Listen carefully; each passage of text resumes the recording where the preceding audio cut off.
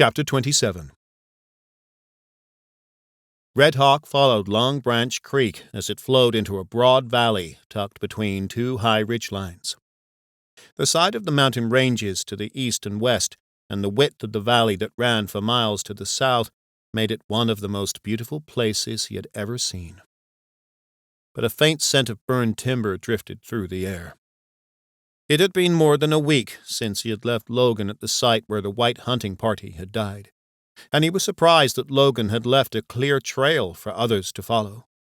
Normally, the Kispoko were careful not to leave their tracks behind.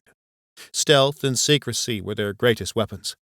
But Logan and his men had either become reckless in their pursuit or simply did not care whether anyone followed them to their next victims.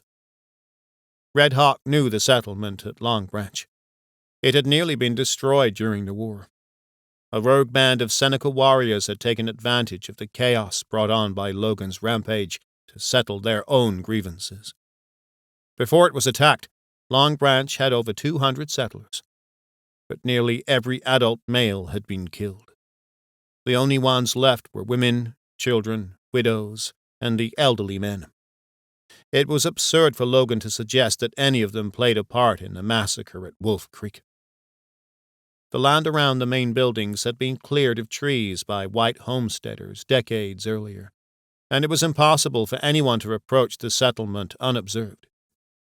Even from a distance, it was obvious something horrible had happened. Red Hawk saw that the buildings were nothing more than blackened shells with jagged pieces of walls standing between the debris of collapsed roofs. The silhouettes of 4 blackened bodies hung from a large elm tree in front of the main blockhouse, and a wake of buzzards circled over them. Carcasses of horses and cattle were scattered about, bloating in the warm sun. He could hear nothing except a strange whistling noise the wind made and the rhythmic thump of a shutter as it banged against a blackened windowsill.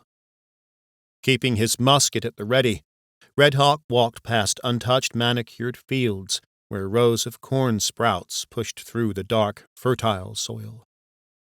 Entering the main part of the settlement, he was stunned by the completeness of the destruction, its severity and brutality. Dozens of women and children lay spread about, scalped and torn. At least 40 bodies were arranged in 2 concentric circles in the middle of the large open area between the buildings. In the inner circle, 24 children lay face down in the dirt. Some had been shot, others had their throats cut. An equal number of women and elderly men surrounded the children in a neat outer circle, their heads caved in by tomahawks and clubs. He could not help but wonder which group died first. Turning away from the horror, he walked around one of the burned-out cabins and came to an immediate stop. A young woman was sitting in the dirt upright. Her back was to him, and she wore a dirty, torn blue dress.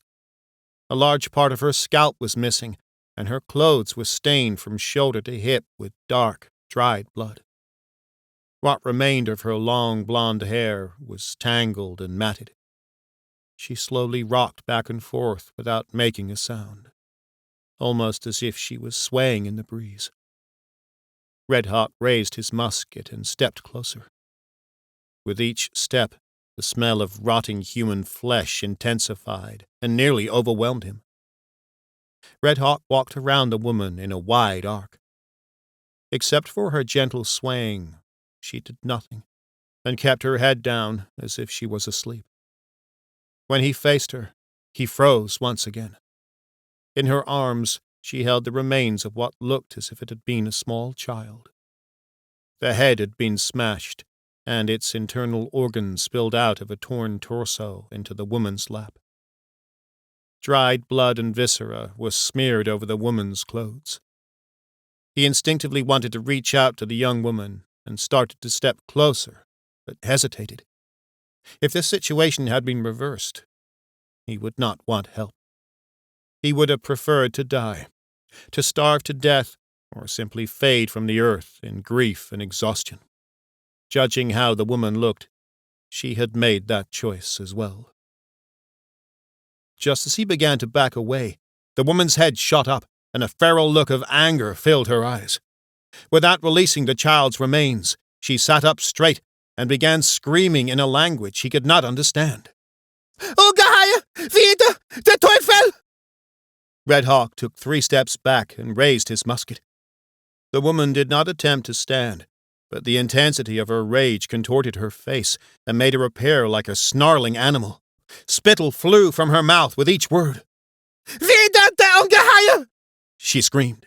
Wie konntest du das tun? Der Teufel! Gottverdammt dich der Hölle! Red Hawk backed away, unthinking and unaware of his surroundings, as the woman continued to scream. Without realizing that he was close to a burned cabin, he tripped over the stone steps and fell flat on the ground. As he did, the woman gently placed the remains of the child on the ground and jumped to her feet. She ran towards Red Hawk, her scream constant now and shrieking. Non, non, non! Red Hawk shouted in French, hoping she would understand. Reste en arrière! The woman showed no understanding. She was no longer part of the human world. Reste en arrière! Ne venez pas plus près! Red Hawk pleaded. He knew she was only a small woman, hurt, malnourished, and most likely near death. But her screams sparked a base fear in him, and he was sure she would fight like a dying she-wolf if she got close enough. Allez! Red Hawk screamed, his voice drowned out by the woman's piercing scream. Red Hawk raised his musket and pulled the hammer back. S'il te plaît, arrête! The woman was less than 5 feet away when he fired. The ball struck her in the heart, and she fell like a sack of stones just inches from his feet. Red Hawk scrambled backward, digging his heels into the ground until his back pressed against a half-burned post from the porch.